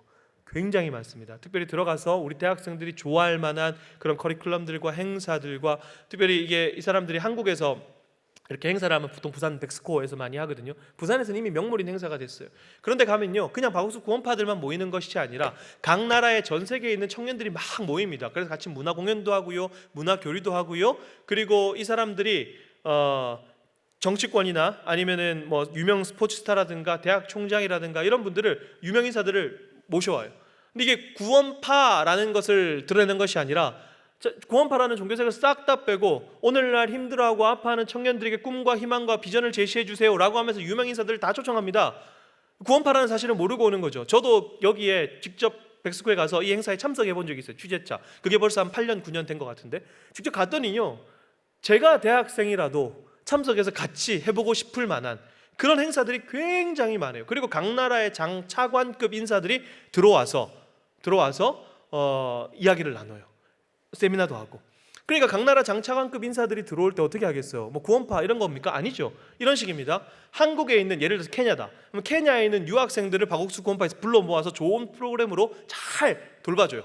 그리고 케냐에 있는 장차관 인사들을, 내가 우리 단체가 당신들 나라의 유학생들 이렇게 돌보는 프로그램들을 하는데 한 번 정도 와주실 수 있냐? 계속 구애해 보십시오. 돈 주면서. 그럼 당연히 올 수밖에 없다라는 거예요. 그러면 이 박옥수 구원파가 다시 케냐라는 나라로 진출하기 위해서는 장차관급 인사들을 타고 들어가는 거예요. 지금 이게 이단들이 쓰는 해외 진출 전략입니다. 그러니까 우리랑은 완전 개념 자체가 달라요. 굉장히 심각한 상황이거든요. 그래서 이런 이름들을 꼭 좀 기억하셨으면 좋겠어요. 사실 가지 말라 하면서 그럼 갈 만한 곳은 없는가, 대안을 제시를 같이 해줘야 되는데 그러지 못한 현실이 너무 안타까워요. 개신교는 대부분 각계 전투를 하기 때문에 애초에 이 문제는 발을 들여놓지 않는 것이 굉장히 중요하기 때문에 IYF, 그 다음에 영어 월드캠프, 영어 말하기 대회, 요 로고들은 반드시 좀 기억을 해놓으시면 좋을 것 같습니다. 투모로우라는 잡지도 있어요. 카페 가면 만날 수 있고요, 비행기를 타도 만날 수 있는데요, 이게 박옥수 구원파에서 만든 잡지예요. 되게 보고 싶게 생겼잖아요. 청년들 그냥 뭐 카페에서 만나기로 했는데 약속 시간에 좀 친구가 늦어요. 그러면 뭐 요즘엔 스마트폰도 많이 하겠지만 눈에 딱 띄어서 한번 볼까라고 봤는데 거기 IYF 해외봉사 뭐 너무 좋았어요. 말하기 대회, 영어 말하기 대회 너무 좋았어요. 이번에 누가 와서 강의하는데 너무 좋았어요. 나도 한번 가보고 싶네 라고 해서 빠지는 경우들이 굉장히 많다라는 거죠. 청년들 같은 경우는. 그래서 우리는 막 집집마다 찾아다니면서 이렇게 하는데 이제는 이단들이요, 그런 수준들을 완전히 넘어섰어요. 굉장히 트렌디하게 이 시대에 가장 필요한 지점들은 무엇인가라고 굉장히 발빠르게 이단들이 자신들의 포교 활동을 하고 있다라는 거. 최근에는 혹시 학교 관계기관이나 아니면 사회복지기관이나 이런 데들 일하시는 분들은 꼭 좀 이 명칭 기억하셨으면 좋겠습니다.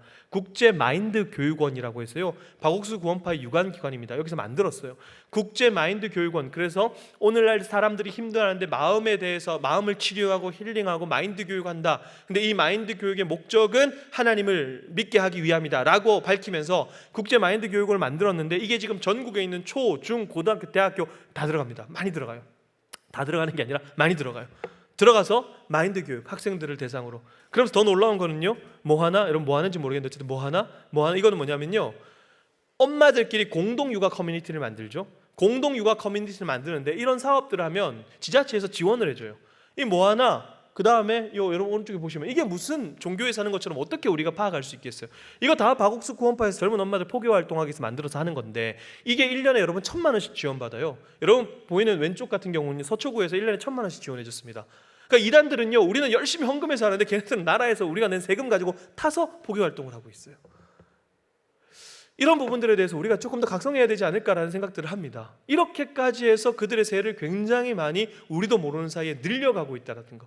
특별히 이 공동 육아 커뮤니티 젊으신 분들, 어머님들은 좀 쉽게 구별할 수 있는 방법을 알려드릴게요. 이 마인드 교육원하고 이 육아 커뮤니티는 항상 같이 갑니다. 그래서 이 공동 육아 커뮤니티 레크레이션에 오는 강사들이 다 마인드 교육원 강사들이에요. 그래서 적어도 제가 아까 말씀드렸잖아요. 이런 이름만 몇 가지 들어놓으셔도, 우리가 당장 제가 이거예요.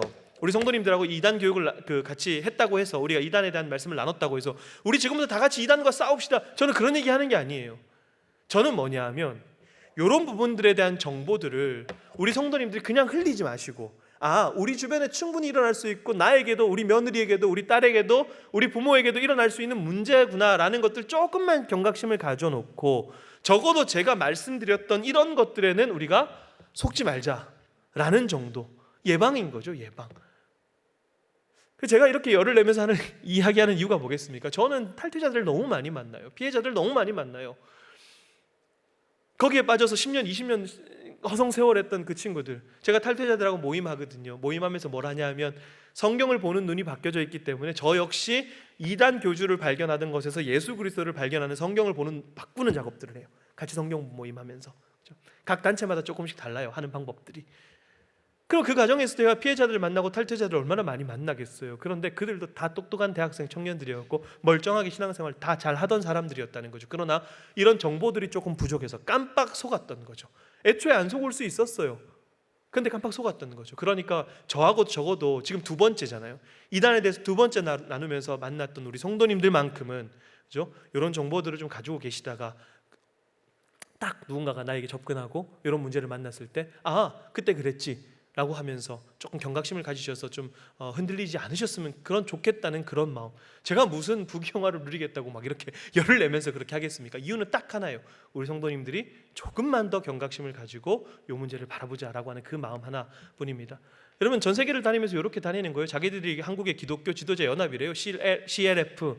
그러면 전 세계 사람들은 이게 뭔지 어떻게 알겠습니까? 지금 박옥수 구원파가 전 세계를 다니면서요, 자기들이 CLF 기독교 지도자 연합, 그리고 세계 기독교 지도자 포럼, 이런 것들을 막 만들어서 열어요.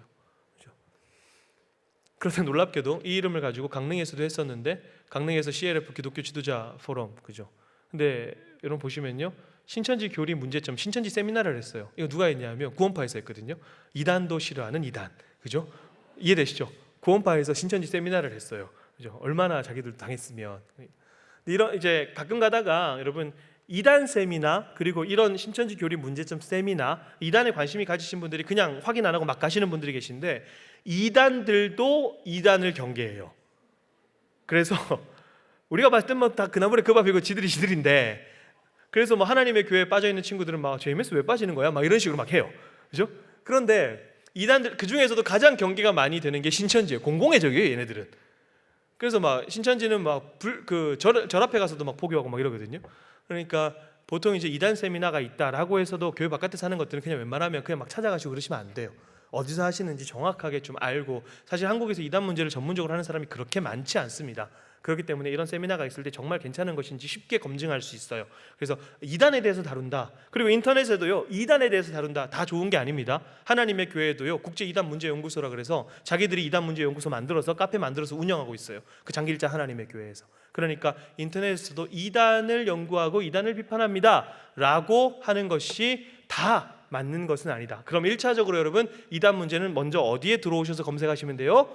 바르미디어. 자, 여러분 어디에 들어오셔서 검색하시면 돼요?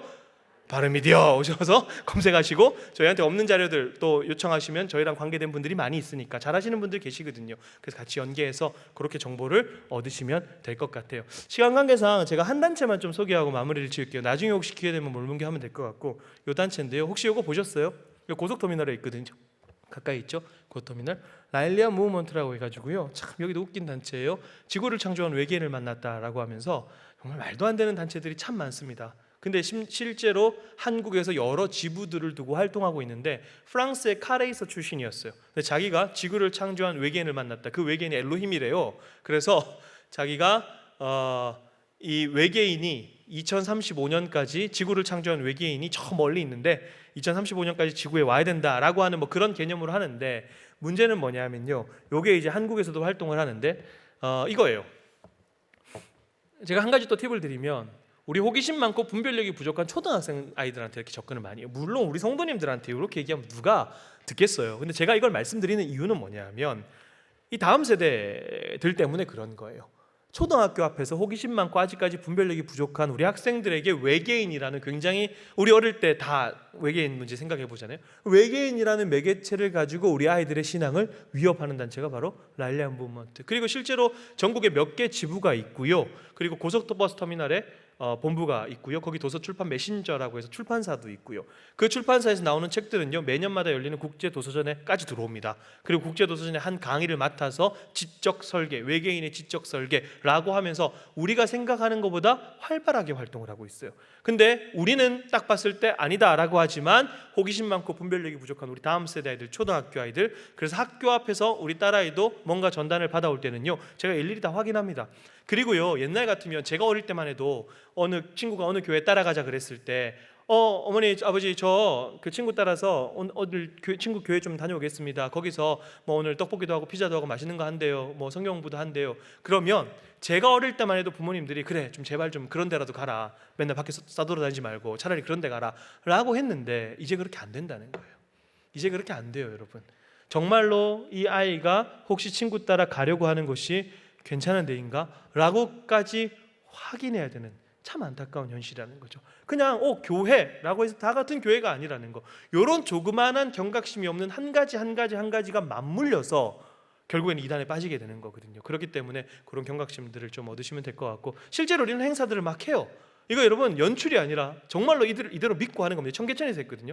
청계천에서 이런 행사들을 막 하는 거죠. 우리로는 좀 이해가 안 되지만. 그리고 동성애 축제, 퀴어 축제 항상 같이 나와요. 그래서 이티는 동성애도 지지한다 라고 하면서 퀴어 축제할 때 항상 같이 하고요. 그리고 또 하나 뭐냐면요, 이들도 종교색을 배제하고 설문조사를 하는데, 특별히 핵무기 금지 조약 서명운동 이런 것들을 가지고 다가와요. 그러니까 랄리안 무브먼트라고 했을 때는 너무 황당무계한 거예요. 근데 핵무기 금지 조약 서명 운동입니다 라고 하면서 뭔가 이런 거에 관심 있는 사람들한테 서명하고 대화 나누고 이런 식으로 우리에게 접촉점을 가지고 다가온다는 거죠. 혹시 우리 성도님들 중에 길거리에서 설문조사를 한다, 사실 설문조사 웬만하면 안 하시는 게 좋은데 한다고 했을지라도 그 끝에 개인 신상 남기는 란이 있으면 반드시 적지 마세요. 이단들의 설문조사는요, 설문조사의 방점이 찍히는 게 아니라 신상조사, 그 사람이 어떻게 대답했는가에 따라서 거기에 맞춰서 계속해서 물고 늘어집니다. 그렇기 때문에 이런 길거리에서 설문조사하는 것들은 사실 웬만하면 하시지 않는 것이 좋고, 이단 사이비 설문조사들이 압도적으로 많아요. 그리고 또 한 가지 팁을 드리면요, 길거리에서 드러내놓고 이단 사이비 신도들이 와서 우리에게 접촉하는 경우들이 있어요. 우리 신천지입니다, 우리 아름다운 신천지입니다, 뭐 이런 식으로 우리 하나님의 교회입니다, 여호와의 증인 막 대놓고 하죠. 근데 그런 신도들의 길거리에서의 포교를 만났을 때 우리 성도님들이 하실 수 있는 최악의 대처는 뭐냐면, 그 자리에 서서 논쟁하는 거예요. 물론 불쌍한 마음은 있죠. 그래서 어떻게 그런 사람을 구원자로 믿을 수 있어요? 예수님이 구원자지 라고 이야기해도 사실 이게 대화가 안 통해요. 왜냐하면 아까 말씀드렸잖아요, 성경을 보는 눈 자체가 완전히 바뀌어져 있습니다. 그래서 이단 사이비 신도들하고 대화할 때는요, 기본적으로 그 사람들이 가지고 있는 핵심 교리를 알아야 돼요. 그래서 반증하고 비판하고 또 우리의 것을 거기서 덧대서 이야기해 줄 수 있어야 1차적으로 교리적인 논쟁이 돼야 이 문제가 해결이 돼요. 근데 그게 아니라 단순히 그냥 우리 것만 얘기하고 여기는 여기 것만 얘기하고 완전히 평행선을 달립니다. 그래서 제가 탈퇴자들하고도 모임할 때, 특별히 저는 JMS 탈퇴자들하고 모임을 하는데, JMS의 핵심적인 몇 가지 교리가 있어요. 그거부터 딱 깨트리고 시작합니다. 그거 안 깨지면 그 뒤에 아무리 얘기해도 평행선이에요. 그렇기 때문에 길거리에서 안타까운 마음이 있죠. 그러나 그 사람들하고 괜히 말 섞다 논쟁하다가 괜히 불필요한 신체적 접촉이나 이런 것들이 일어나면, 그 사람들은 이분법적 사고방식이에요. 우리 편 아니면 다 남의 편. 이번에 신천지 보셨죠? 우리나라, 남의 나라, 이 나라, 저 나라, 그죠? 신천지 그리고 다른 민족, 이런 식의 개념이란 말이죠. 극단적인 이분법적 사고방식. 우리만 선, 우리한테 제대로 안 해주면 전부 나머지는 악, 이런 개념을 가지고 있기 때문에 길거리에서 우리 성도님들이 이단들과 접촉했을 때 그냥 거기서 논쟁하고 이야기 나누는 것은 사실 굉장히 좋은 방법이 아니다 안타깝지만 그 자리를 그냥 괜찮습니다라고 정중하게 거절하고 피하시는 것이 제일 좋은 방법이에요. 이게 극단으로 나가다 보면요, 중국의 사이비 단체들 같은 경우는 포교 거절하고 포교하다가 막 부딪히고 이러면요, 그 자리에서 때려 죽이거나 막 귀 자르고 눈 빼고 이런 단체들도 있어요. 중국의 동방번개라고 해서 그런 단체가 지금 한국에 들어와서 활동하고 있거든요. 그래서 불필요한 그런 문제들이 발생할 수 있기 때문에 그렇게 하지 않는 것이 굉장히 좋겠다라는 말씀을 좀 드리고요. 마무리 좀 정리를 하자면 결국 코로나 이후에 이단 대책인데 결국 제일 중요한 건 예방이에요. 이거는 코로나 이전이나 이후나 변함이 없습니다. 이단들은 계속해서 변화무쌍하게 그들의 교리를 조금씩 바꾸면서 동시에 포교 방법을 바꾸고, 이제는 신천지가 우리에게 다가올 때 더 교묘하게 다가올 거예요. 심지어 최근에는 신천지가 2, 3년 동안 뭘 했냐 하면 사업체를 만들었어요. 기업체, 출판사, 예를 들어서 뭐 언론사. 근데 그 출판사, 언론사가 수익을 내기 위한 목적이라기보다는 그냥 젊은 청년들을 취업시킬 목적으로 만든 거예요. 왜요? 취업시켜서 자신의 신도로 삼겠다. 근데 이게 대표자가 누군지 확인을 해도 이게 신천지인지 아닌지 전혀 모르는 회사들이 난립해 있습니다. 지금 그런 상황이에요. 근데 거기를 가더라도 굉장히 간단해요. 거기 들어가서 뭐 합니까? 뭐 하겠어요? 성경 공부하겠죠. 그죠? 그러니까 이런 방법들에 우리가 이렇게 진화하는 방법들에도 관심을 가지면서 결국 종착지가 성경 모임으로 간다라고 하는 이 기본적인 예방을 꼭 하셔야 돼요. 이단 사이비가 저 멀리 있는 것이 아니라 밀착형으로 우리 주변에서 계속해서 활동하고 있구나. 이단 사이비는 우리 주변에서 계속해서 우리를 호시탐탐 노리고 있구나라고 하는 이 예방. 이 예방이 굉장히 중요하고요. 또 한 가지 저는 꼭 우리 성도님들한테 드리고 싶은 말씀이 이겁니다. 탈퇴가 아닌 회심이 필요하다. 지금 이단 사이비 신도들이 쏟아져 나와요. 놀라운 거는요, 신천지가 잘못된 걸 보고 JMS 신도들이 나왔어요. 되게 웃기죠. 그러니까 JMS 신도들이 자기들도 코로나 때문에 온라인 예배 드리다가, 온라인 예배가 아니죠, 온라인으로 하다가 신천지를 보니까 쟤들 뭐야, 우리랑 되게 비슷한데? 라고 하면서 의심을 가지고 찾아보다 보니까 이게 사이비라는 걸 안 거예요. 그래서 신천지가 터졌더니 JMS가 나오는 거예요. 그럴 수밖에, 이런 구조들이 있거든요. 근데 여러분 잘 생각해 보십시오. 우리의 최종 목적, 특별히 저 같은 경우는 탈퇴자들, 이단 사이비 분들을 만날 때, 신도들을 만날 때 최종 목적은 뭐냐면 탈퇴가 아니에요. 탈퇴는 그냥 몸만 나온 겁니다. 몸이 나왔는데 여전히 교리 때문에 힘들어하고 심리 정서 때문에 힘들어하는 거죠. 예를 들어서 이런 겁니다. 이제 5분 안에 마칠게요. 자, 제가 만난 지금 JMS 탈퇴자분들 같이 모임하고 있는 분들은요, 대부분 최하 8년, 9년 있다 나오신 분들이에요. 제일 많이 있다 오신 분이 21년이라 그랬나? 16년이라 그랬나 그랬어요. 그러면 10년 이상, 15년 이상 거기가 진짜인 줄 알고 믿었는데 거기가 가짜예요. 그러면 입는 심리적 데미지가 굉장히 큽니다. 여러분 놀랍게도 이것 때문에 자살하시는 분들이 있어요. 너무 슬퍼요. 이 심리적 부담, 그러니까 내가 속았다라는 분노, 배신감, 그리고 내가 그렇게 말도 안 되는 단체에 속았어라고 하는 수치심, 그리고 동시에 나 때문에 거기에 빠진 사람이 있다라고 하는 죄책감, 그리고 앞으로 살아갈 것이 준비가 전혀 안 돼 있는데 불안함, 억울함, 이런 것들이 모여서 정서적 불안이 막 옵니다. 그러니까 이런 사람들은요, 뭘 해줘야 되느냐? 심리 상담이 필요해요.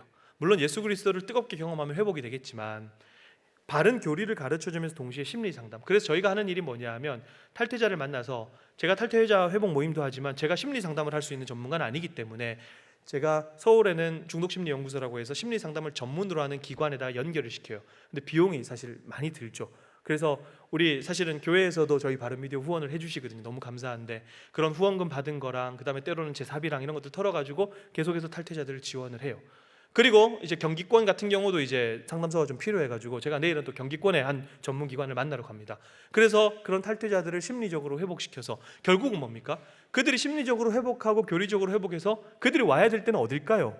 그들의 최종적 목적지 어디입니까? 나와서 와야 될 때가 교회죠. 교회예요. 근데 여러분, 그들이 탈퇴를 해서 바로 제발로 교회로 찾아올까요? 못 찾아옵니다. 죄송한 표현인데요, 우리가 그걸 경험해보지 않아서 잘 모르겠지만 제가 최근에 만났던 11년 있다 나온 탈퇴자는요, 아직도 십자가만 보면 막 울렁울렁거린대요. 십자가가 싫어서 그런 게 아니에요. 자기도 모르게 몸이 그렇게 반응하는 거예요. 그래서 그 친구가 저한테 뭐라 그랬냐면, 죽는 거 말고 선택할 수 있는 게 아무것도 없을 줄 알았다. 그런 청년들의 고백을 들으면서 살아갑니다. 그런 청년들이 몸이 나온 게 문제가 아니라 몸이 나와서 회복할 수 있도록 우리는 좀 어떻게 도울 수 있을까? 그러면 그들도 영혼이잖아요. 그들이 어떻게 교회로 들어오고 그들이 어떻게 다시 예수 그리스도의 그 바른 복음과 온전한 복음을 깨닫고 그들의 영혼이 소생하고 회복할까? 저는 그것 때문에 이 사역을 합니다. 정죄하려고 하는 게 아니라요, 어떤 교리적 잣대를 가지고 누군가를 판단하려고 이것을 하는 것이 아니라 제가 적어도 지난 10년 동안 만났던 9년 10년 동안 만났던 그 수많은 탈퇴자들의 온전한 회복, 그게 이 사역의 이단 사역의 방향성이고 가야 될 길이라고 저는 믿어요. 그래서 우리 성도님들이 그런 부분도 있구나, 몸이 나왔다고 끝나는 문제가 아니구나, 몸이 나와도 그들이 어떻게 회복되어서 교회로 들어오고 그들이 예수 그리스도를 온전히 경험하게 될 것인가 라고 하는 거기까지도 우리 성도님들이 기도와 관심을 가져주시면 좋겠다라는 말씀 드립니다. 코로나 이후는요, 이제는 더 이상 사실 한국에서 이단 문제를 가지고, 물론 정말 예수 그리스도를 막 부정한다거나 삼위일체를 부정한다거나 그러면 교단에서 당연히, 이단으로 결의하는 건 교단에서 하는 겁니다. 공교회가 하는 거예요. 저희 같은 기관이 하는 게 아니라 이단으로 결의하는 건 철저하게 공교회가 교회법에 맞게 이렇게 하는 겁니다. 근데 그거는 교회가 당연히 정죄하고 판단을 해야 되겠지만, 앞으로 이제 이단 사역이라는 것은요, 그렇구나, 신천지에 있는 10만 청년들을 우리가 어떻게 품을 것인가, JMS에 있는 그 수많은 청년들을 어떻게 품을 것인가, 저는 거기가 제 선교지입니다. 그래서 거기서 그 영혼들을 다시 예수 그리스도 바른 복음 앞에 세우는 것, 그것이 우리가 앞으로 코로나 이후로 더욱더 집중해야 될 문제가 아닌가라고 생각을 하고요. 그래서 오늘 다루지 못했던 내용들은 저희 바른미디어 사이트가 있습니다. 홈페이지가 있으니까 자료들 다 무료로 오픈되어 있어요. 그리고 지난번에도 유튜브 말씀드렸습니다. 제가 두 번째 왔는데 구독과 좋아요와 알람 설정을 아직도 안 하신 분들이 계신다면 빨리빨리 하셔서 광명을 찾으시길 부탁드립니다. 자, 그리고 저희 페이스북도 있고요. 간단하잖아요. 페이스북 그냥 팔로우 한번 눌러 놓으셨다가, 유튜브 좋아요 한번 눌러 놓으셨다, 구독 한번 눌러 놓으셨다가 저희 영상이 뜨잖아요. 그럼 그때 한 번만 보셔도, 우리가 교회가 해서 언제까지 이단 사이비 하겠어요? 그렇게 못합니다. 집중해서 교회가 해야 될 일이 얼마나 많은데요. 근데 이런 자료들만 여러분들이 업데이트되면 신호가 딱 오잖아요. 그러니까 그때만 그랬지, 평소에는 까먹고 있어도 그랬지, 이런 자료가 있었지 라고 여러분 일주일에 한 번, 2주일에 한 번 이런 식으로 그 짧은 영상 한두 개씩 시청하시는 것만 해도 우리가 사실 충분히 이 문제를 극복할 수 있다라고 말씀을 드리고요. 제가 지난번에 왔을 때도 이 사진을 보여드렸습니다. 늘 마지막 슬라이드인데요, 신천지인 성경 공부 노트라고 말씀드렸습니다. 신천지는요 4,000구절 암송해야 신천지에서 강사할 수 있습니다. 4,000구절 별로 안 놀라시는 분들 4,000구절 다 외우고 계신 줄로 믿습니다. 우리 토시 하나 안 틀리고 5,000구절 정도는 다 외우잖아요. 교회 20년 다녔는데 농담이고요. 500구절이나 외우는지 모르겠습니다. 어쨌든 근데 여러분, 신천지는 4,000구절을 암송해야, 물론 많이 토시 하나 안 틀리고 외우고 있다는 게 중요한 게 아니라 잘못 왜곡시켰죠. 그러나 여러분, 우리가 정통이라고 얘기하는데, 우리가 하나님의 백성이요 하나님의 자녀라고 얘기하는데, 내가 이 바른 복음을 가지고 있다고 이야기하는데 이 말씀이 나에게 어떠한 영향을 주고 있으며 이 말씀에 얼마나 내가 사로잡혀 있는가 라는 사실을 다시 한번 돌아보면서요, 말씀에 사로잡힌 바 된 사람, 그리고 그 사람들이 이루는 건강한 공동체, 이것이 이단 문제를 극복할 수 있는 가장 유일한 방법이다, 가장 좋은 방법이다 라는 사실을 기억하면서 그렇게 살아낼 수 있는 저 여러분 되기를 간절히 소망합니다. 제가 기도하겠습니다. 하나님 감사합니다. 우리가 악한 것에 빠지지 않고 잘못된 길에 빠지지 않고 여전히 하나님의 은혜의 품 안에서 살아가고 신앙생활할 수 있다는 것이 날마다 우리에게 베푸신 하나님의 큰 은혜라는 사실임을 고백하지 않을 수 없습니다. 우리는 때로는 내가 잘나서 내가 잘해서 이렇게 신앙생활을 하고 있다고 생각하지만 그것이 큰 착각이고 교만이라는 사실을 다시 한번 주 앞에 고백합니다. 하나님, 우리의 남은 삶이 하나님의 영광을 가리우지 않고 늘 항상 아버지의 기쁨을 구하고 하나님의 뜻을 구하며 살아갈 수 있도록 함께하여 주시옵소서. 그리고 때로는 우리 주변에 이단에 빠져있던 사람들, 그리고 돌아온 사람들, 우리가 잘 관심을 가지지 못했던 그런 사람들의 회복을 위해서 우리가 기도하고 그들을 위해서 우리가 무엇을 해줄 수 있을 것인가 또 한번 생각할 수 있는 넉넉함까지도 우리에게 허락하여 주시옵소서. 감사드리며 예수님의 이름으로 기도합나이다.